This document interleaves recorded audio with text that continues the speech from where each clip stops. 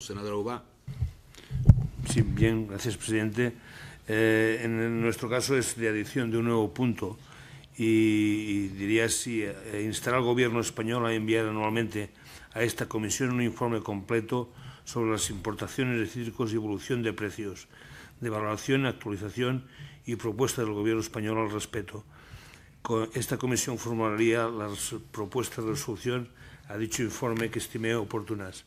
Esto viene al caso porque la moción ya entendemos que recoge buena parte de la problemática del sector, por tanto nosotros la damos por buena, pero sí que vemos que en muchas ocasiones ya ha habido un debate sobre el tema de los cítricos y el problema está igual o peor y por tanto debemos hacer cosas diferentes para que puedan surgir efecto.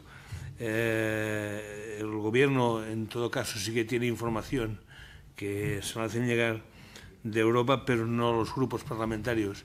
Y entiendo que en esta comisión, y la voluntad mía primera era de crear una subcomisión para poder debatir estos temas, pero entiendo la complejidad que puede haber crear una subcomisión y, por tanto, lo que hemos reducido a tener unos informes que nos permitan en tiempo y forma, y aquí ponemos en anuales, pero sería, por ejemplo, interesante antes de las cosechas para hacer una predicción de cómo puede ir la campaña posterior y, por tanto, empezar actuaciones ya no desde como ahora que se hacen cuando pasa o cuando se ven los efectos, sino la prevención sería más oportuna. Por tanto, este es el punto que nosotros pretendemos que se incorpore de adición. Gracias. Muchas gracias, senador Aubá.